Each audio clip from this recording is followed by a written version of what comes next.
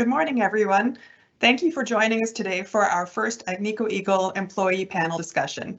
My name is Tracy Yan. I'm a digital communications specialist with Agnico Eagle, and I'll be acting as moderator this morning.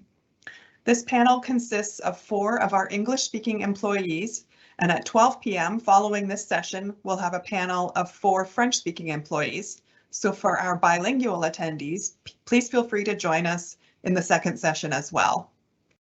Without further ado, I would now like to introduce the first member of our panel, Melissa Leclerc, Environment and Sustainability Manager. Hi, Melissa. Thanks for joining us today. Hi, Tracy. Thank you. It's good to be here. So let's start off with a broad question. Can you explain Agnico Eagle's approach to sustainability? Yes. So as Tracy mentioned, I'm the Environment and Sustainability Manager at the Detour Lake Mine. So some of you may or may not know that the Detour Mine recently joined the Agnico family through a merger back in February. You know, a lot of times you never know what's going to happen when you go through a merger. But, you know, when we found out that we were going to be joining the Agnico team, I was really excited about it, specifically because Agnico is known in the industry for their focus on sustainability. You know, they are really kind of leading the way and have a big focus on their, you know, environment and sustainability practices kind of across the board. So if any of you tuned in yesterday to hear our chairman of the board, Sean Boyd, speak, you probably heard him talk about the Agnico model being, you know, wanting to mine in safe jurisdictions that have a long lifespan. So that's kind of really focused on, you know, the sustainability piece, because you want to be able to get into a region and really grow some roots. And that way, you know, if you're kind of committed to a specific region, then you really can, you know, focus on the sustainability for over the long term. So making sure your sites are operating in an environmentally and socially responsible way. So, you know, using this approach not only helps the mines be sustainable, but it also helps the local economies be sustainable, you know, through the future.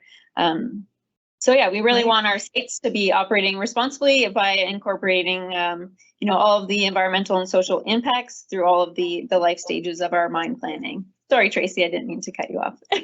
No, you didn't cut me off at all. I was actually going to say that was a great answer. So can you share some specific examples of either what you know of so far with Agnico Eagle, or perhaps draw on your experience at Kirkland Lake, some examples that demonstrate sustainability? Yeah, absolutely. So, you know, the company is largely committed to sustainability through the adherence to several industry benchmarking principles. So some of these are, you know, the Mining Association of Canada towards Sustainable Mining Principles, the World Gold Council Responsible Mining Principles. Several of our sites are compliant with the International Cyanide Code, which is, you know, supporting, you know, safe use of cyanide on our sites, as well as the UN Sustainable Development Goals. So a lot of those, basically what they do is they kind of outline a framework for how sites can be operating in a sustainable way for both their, you know, social and environmental impacts. So our company really has a full team focused specifically on sustainability and making sure our sites are adhering to all of these principles. And because of this, you know, we've had quite a bit of success. So for example, our Pinos Altos mine in Mexico has received towards Sustainable Mining Awards in both 2020 and 2021 for environmental excellence and community engagement. As well, for the 12th year in a row, they got the Corporate Social Responsibility Award. Our Detour Lake Mine site has gotten reclamation awards over the last couple of years for our research programs. And then further to that, our Goldex and La India mines both got health and safety awards back in 2021 or back in 2020 for excellent in health and safety. So that's just a few of the, you know, awards that we received, just specifically focused on our, you know, sustainability approaches within our sites. That's great.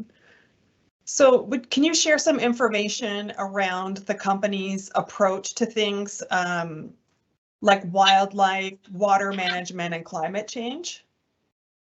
Yeah, absolutely. This is, I guess, kind of where my main focus is being the environment and sustainability manager, but Agnico's approach is to be an industry leader in these areas. So we want to be ahead of the curve in all aspects of our operations. So we do this by, integrating our biodiversity conservation and land use planning into all the stages of our mine planning. So that's exploration, operations, all the way through to closure. So making sure that everything is considered throughout the whole life cycle of a mine. So a lot of our environmental teams work very closely with our mine planning departments and technical services departments to make sure we're limiting our impact on the aquatic and terrestrial habitats wherever possible. And then, following up by monitoring our potential impacts after the fact. So for example, several of our operations work in caribou habitat. So in Canada specifically, caribou are a threatened species. So there's a specific focus on them. So all of our sites have a large focus on, giving the caribou right of way, monitoring their movements through various collaring programs, and then focusing reclamation on preferred habitats for caribou, such as lichen restoration, as that's a food that they like to eat. So then on the topic of water management, so that's probably one of the most important environmental aspects throughout mining. So water is a very integral part to a mining operation because our processing facilities require a lot of water in order to extract the gold from the rock. So ensuring it's properly managed could either make or break your business, as well as, impact your sustainability. So, depending on the region you're operating in, you could have too much or too little water. So just making sure that you're having that balancing act is very important. So for example, we try to recycle and use as little as water as possible from the natural environment. So I know here at Detour, about 95% of the water we use in our mill is recycled from our tailings facilities. So we're really focused on kind of limiting our impact and using just what we need, and then not, exhausting our natural resources. So water management ties in very closely as well to tailings management. So a lot of our tailings facilities also hold a lot of water. So making sure that you maintain the water levels at safe levels is a very important part to a safe tailings management operation. I know tailings operation is another large focus for the Agnico company as a whole. And then on the downstream end, in terms of water management, you want to make sure you're not having an impact on the local environment. So any water that we are having to discharge back into the environment, making sure that it's meeting the water quality that's protective of aquatic life. So an example of this is our Kittilä mine over in Finland. Over the last few years, have invested over $80 million in water treatments for sulfate and nitrates. So, that kind of highlights the focus that Agnico puts on, the importance of water management, because that's quite an investment to make to ensure that we're, releasing safe water back into the environment and not impacting the local aquatic communities. Yes, and I think absolutely. The last one you touched on was the climate change. Yes. If you could just touch on that for a few minutes or a few seconds, sorry. Yeah. Hopefully I'm not talking too fast, but no, this is really important information. Sustainability is definitely an important focus for Agnico Eagles. So what you're sharing is very important. It does. So yes, climate change is another one of the important aspects that we need to consider, especially knowing that we want to be working long term in all of the regions that we're operating in. So taking climate change into consideration is very important. So as a company, we've set a target to be net zero emissions by 2050. So our corporate and site teams are working pretty diligently to research initiatives and start developing processes in place to achieve this goal.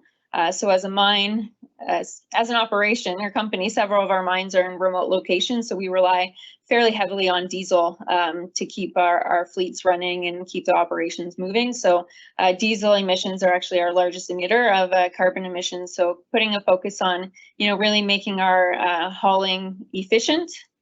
So if we can move more by burning less diesel, then we're working towards reducing our overall carbon footprint. So some of the projects that we have on the go to help reduce our emissions is the LaRonde operation having a solar wall to heat their mill and reducing the need for natural gas. The Meliadine operation uses heat generated from their plant and recycle it back to heat their wings and their common areas in their mine services building. And then I guess I won't go into too much more detail, but you'll hear soon from Jean-Christophe, who is going to present on the automation and technology innovation, which is really heavily linked into, improving our efficiencies in the operations and thus reducing our overall carbon emissions. Well, thank you so much, Melissa. You shared some really important insights and really valuable information. So thank you so much for being part of our panel and for shedding light on your role. So you are so tied into what we do in terms of our sustainability efforts, and that's really key. So thank you so much. And thank you, everyone. It's great to be here today. Great. So now I'd like to introduce our second panelist, Conrad Dix. He is our exploration and geology superintendent. So hi, Conrad, and welcome. Hi, everybody. Thanks, Tracy and Melissa. You're going to be a hard act to follow. So after that. So Conrad, why don't we start off by explaining, can you explain to us how Agnico Eagles exploration team is structured? Sure. So within Agnico, the great thing about Agnico is the exploration team is I will say small but big. So the structure is quite horizontal. We all report up to our senior VP of exploration, Guy Gosselin. And Guy is very helpful with the team. He's got a lot of knowledge and everything else. So he's, assists in everything else, but in a positive way. And then we've got our exploration manager for Canada, who those that are bilingual will hear from Olivier later on today. And then you've got the site managers. So you've got the geologists, and then you've got the general supervisor, superintendents like myself at different sites. But then you've got the geos, and the geologists are highly encouraged to be very influential on what's happening with the geology, with the exploration and everything else. So like I said, it's very horizontal. It's hard to see who is a leader and who is the individual doing the job, because it's a very cohesive team, very collaborative. So it's a fantastic group that, like I said, it's highly encouraged. So even, for example, like I've got a couple young geos that have just been brought onto the team, and right off the bat, it's like, okay, what are your thoughts? What are your ideas? You're fresh out of school. What new ideas have come from different teachings and stuff like that? And they're given the opportunity to sit in conversations with Guy, right? So it's a great cohesive collaboration. Now we've got the Kirkland Lake team, which we're excited to have as part of our group and family, with the knowledge and everything else. So like I said, it's very horizontal, very cohesive. Like I said, it's small but big, and you don't really realize how big it is, because it just feels like, hey, we're just a bunch of geo geeks in a room talking about geology. I like that term, geo geeks. That's good. I see that on a t-shirt, maybe. Yeah. So can you share some details about some of Agnico Eagles exploration projects that are currently underway? Sure. So the great thing again about Agnico is we like to discover internally. Yes, we're not a big mergers and acquisitions company and stuff. We like to grow organically. So that's why we have a large exploration team. So for me personally, I'm managing the Hope Bay project, which is very exciting. So you've got we're essentially within Canada. You've got Nunavut, you've got Ontario, Quebec, that we're focused on mainly. So Hope Bay is relatively new. The exploration at Hope Bay is to discover, to grow our endowment within the area. There's a lot of opportunity within Hope Bay. The discovery, it's only really started working since 1965, so it's very young. And so the idea there is to push things forward, discover, create a really nice exploration camp in that area, mining camp, And then you've got within Nunavut as well, we have Meliadine and Amaroq. And so the plan there is to discover more, again, very, very young, new areas to feed into the mill at Meadowbank. So really great opportunity there, wonderful team, really working hard to add to our resources there.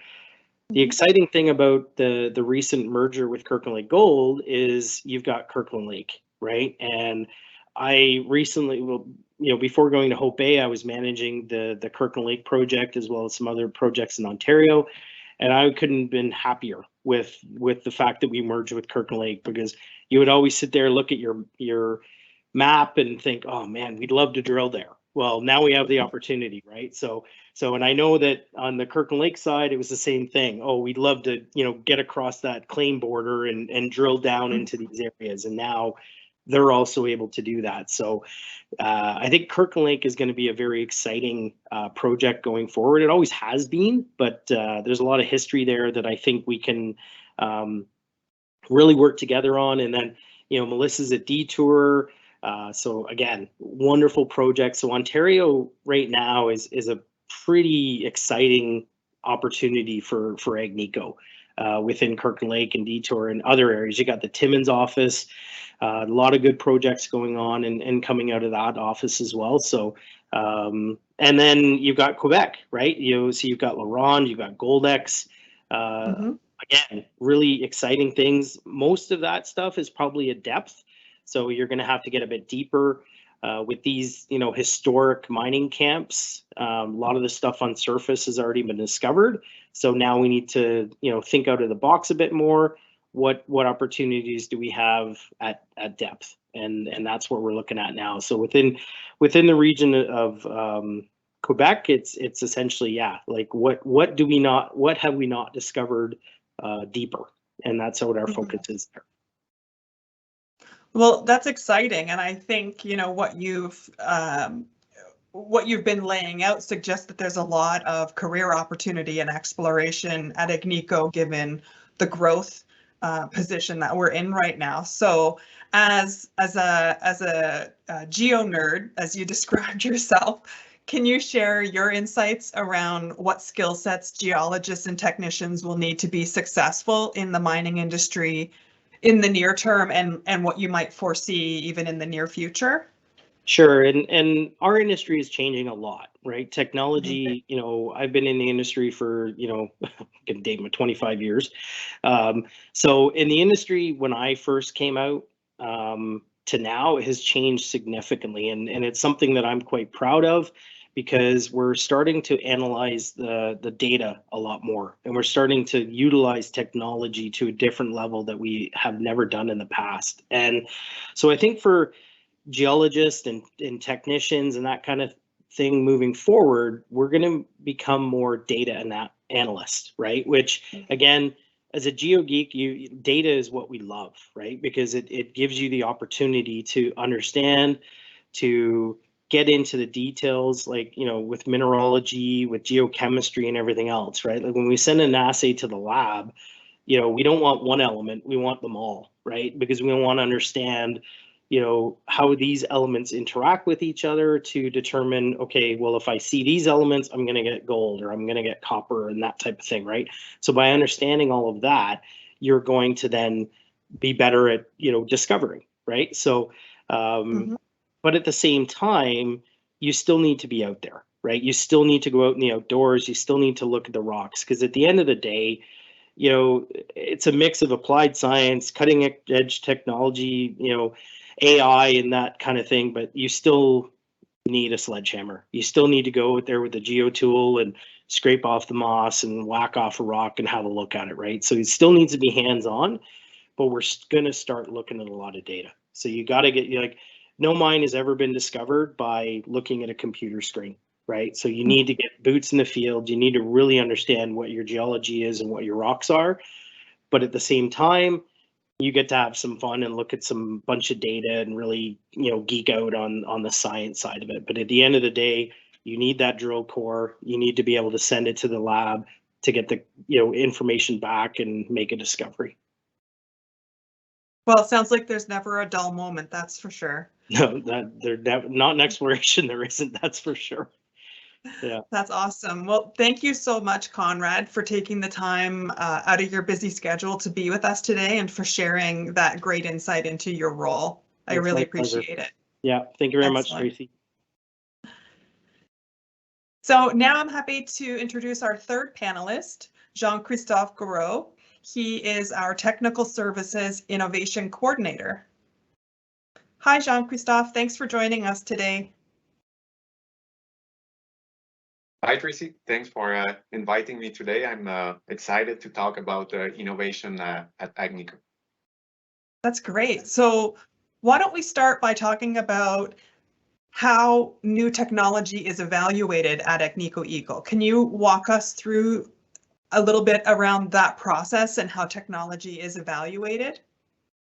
That's a good question because probably over the years or over only 1 year, probably I see over like hundreds of proposition of new technology or new ways or software or new equipments each year. So we need to find a logic way to go through all these proposals, all those opportunities. So we have a pretty basic, really logic way to look at that and go over those because we cannot accept all the opportunity. Maybe most of them are good, but we need to select the better one.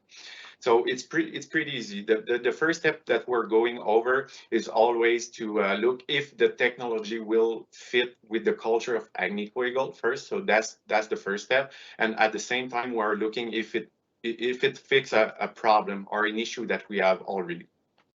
Because most of the time, the technologies, if we try to implement them just for the sake of it, it won't be a success. So we really need to make it fit with an actual problem or an opportunity internally.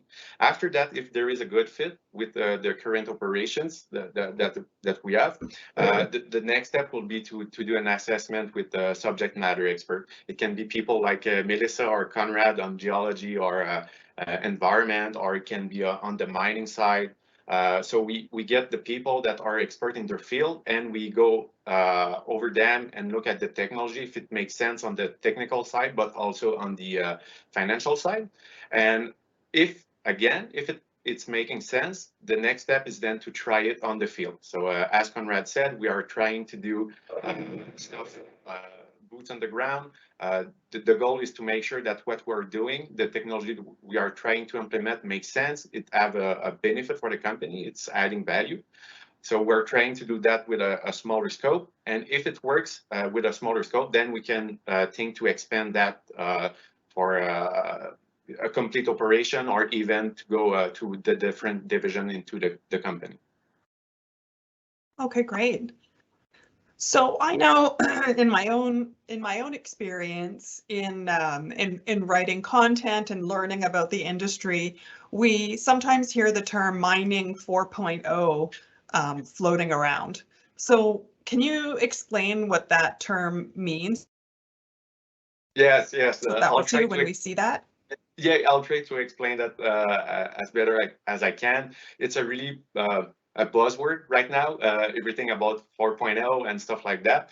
But to be able to understand that, I don't want to do a history course right now, but we can refer to the different industrial revolution that we went over in the last few years, hundreds of years. Like the first one was about the mechanized work with the power and steam power to be able to have a better production than only with the humans. After that, the second one was more about having assembly lines with vehicles and stuff like that. And after, with the third revolution, was more about robotics and computers integrated those concepts into the production. And now with the 4.0, we're looking at integrating all the equipments together. So instead of having like a really good equipment by itself, what we're trying to do with different sensors and different ways of communication, we try to build an ecosystem of equipment that can talk together. So when we're talking about 4.0, is really on the communication side of equipment together. And with that level of data and the always increasing power on the computers, we're able to take decision autonomously instead of doing that alone in your own bubble. You can do that like on a systematic way. Okay, great. So can you share some examples of how Agnico incorporates technology and innovation into its operations?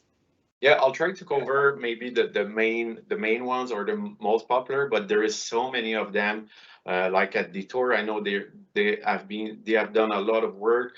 If I take as an example at Macassa with Kirkland Lake, they have EVs, electrical vehicle, and they were one of the precursors on that side. They developed like the equipment completely to fix one of their problems that they had with the e-generation underground. We can also talk about, if we refer to the 4.0, we can talk about La Ronde with the LTE network, like what we are using with our cell phones. It's the same technology, but it's implemented underground. So all the equipment can be connected through a central network.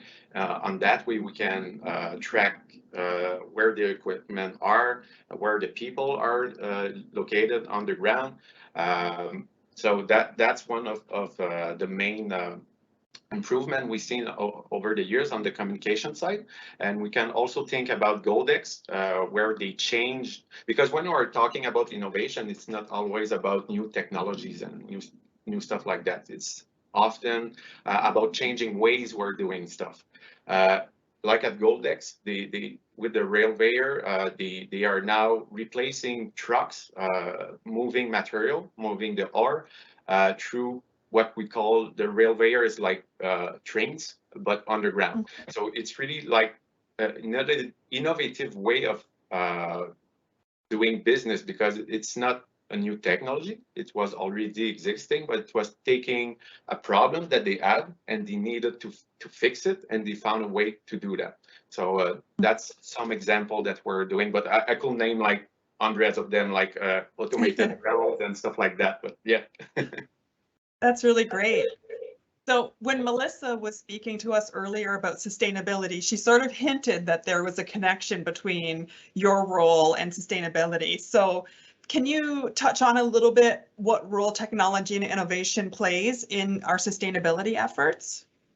Yeah, definitely. I think as a corporate model in the industry, Agnico is always aiming to reach really high standard on the environmental side. And I think over the past years, companies like Agnico and Kirkland Lake did a lot of efforts to be better and having a better influence on the environment, with still keeping really high standard for the shareholders. But I think most of the easiest win have been done. So we're now at a step that we need to find new ways. Just as I was explaining with Goldex, we need to find new ways of doing stuff with new technologies that can help us to be able, like, have more optimization, and with automation, we'll be able to reduce the consumption of material and stuff like that, but also find new ways of doing the business that we're doing to be able to have less impact on the environment, but still keeping the same production that we have right now. So I think there is really a strong correlation with sustainability and innovation in new technologies, because the one won't go far without the other. Absolutely. Thank you so much. Well, thank you for sharing that information and for giving us some insight into your role. It sounds like, you know, you're always on the cutting edge of new developments and thinking about how technology and innovation can help us, not just in communications or in our operations, but even in sustainability. So thank you for sharing that information. Thank you. Thank you. So now it's time for our final panelist, Kyle Lebowski. He is our People Acquisition Superintendent. So hi, Kyle. I'd like to welcome you to the panel, and thank you for joining us today. Hi, Tracy. Good morning. Thanks for having me. So as employees of Agnico Eagle, we know that the company's values are woven throughout everything we do. Can you articulate what some of Agnico's core values are and specifically how they inform the decisions around how we do our hiring and recruitment? Yeah, absolutely. So, at Agnico, we do have our 5 what we call core values within the organization that are trust, respect, equality, family, and responsibility. And like you mentioned, they really guide us in everything we do and in decisions we make, especially in hiring and recruitment as well. And for anyone here today who was fortunate enough to attend Mr. Boyd's presentation yesterday, or anyone who's heard Melissa, Conrad, and Jean-Christophe speak, I think it just goes to show that it's really ingrained in who we are, and it's been part of our history for a really long time. When it comes specifically to hiring decisions, and again, alluding to what some of my colleagues had mentioned earlier, but we ensure that, as important as the technical expertise or the background is of someone, making sure they're a fit within our company culture and values is just as important, if not more important. And we even make a point to, touch on that in interview processes with candidates, because it's something we really do hold to heart in terms of our culture. Okay, that's great. Very important. So kind of getting a little bit more practical, tactical, some of the audience members might like to hear about how work schedules are structured at Agnico's different locations and operations. Yeah, absolutely. And I would say, we're fortunate enough as a company to have multiple operations now, especially, across Canada. So I would say it really would depend on the work location. Like Melissa was mentioning earlier, we and Conrad being at Hope Bay, we do have some of our operations in remote areas. So because of the remote nature, some of them work on a fly in, fly out or drive in, drive out type of schedule. And for those, they're typically on rotational type schedules. So kind of a 14 days in, 14 days out, 7/7, 21/21, depending on the operation, that kind of thing.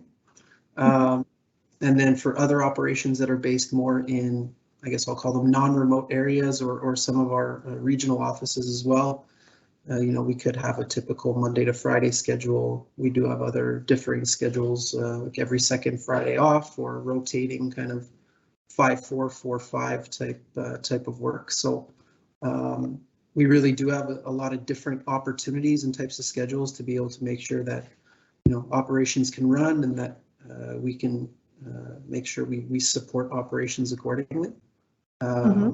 And also, in all of our job postings, we always mention what the work schedule is too, just so that people know what they're getting into when they're applying for a position and knowing what they're potentially jumping into.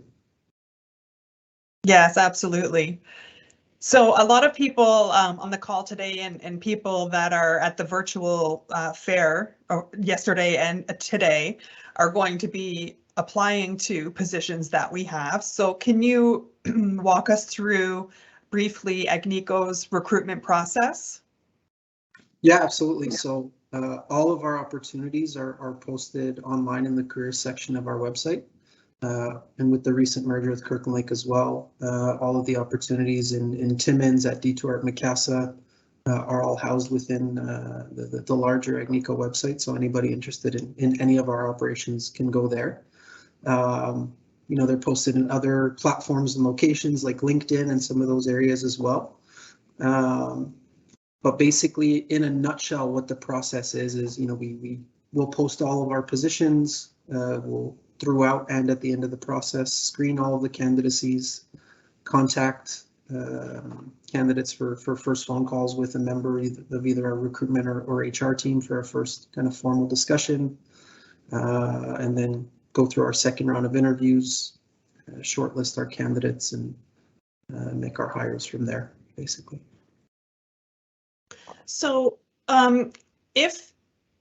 if somebody's interested in working for Agnico, but maybe they don't see a specific job posting when they go to visit our careers page that they could apply to, is there another way that they can show interest in working for the company? Yeah, that's a great question. So what we would encourage is still to visit our website because yes, there is a way. Similar to applying for an open position, we've set up our site in a way that people can actually go in and also just create a general profile and even sign up for job alerts. So, if someone's eager to work with Melissa or Conrad or Jean-Christophe, but they don't have any openings on their team, for example, at the time, they can still go in, create a general profile, and even sign up for job alerts. So they can select different job areas or departments that are of interest to them. And what will happen is when a position becomes available that meets that criteria, they'll actually get notified by email directly. Other than that, I would suggest that everyone does, and we encourage everyone that we talk to do this too, but really to keep an eye on our website and our different platform pages like LinkedIn, etc. Regularly, almost on a weekly basis, because we do have multiple openings that get posted on a weekly basis. So because of the size of company we've now become and the amount of operations we have, we're doing a lot of recruiting, which is, I think, great for the company and gives a lot of opportunities to a lot of people. So, visiting regularly our different sites and pages, and even, subscribing and following our company LinkedIn page, our company Facebook page, connecting with our recruiters on those different platforms.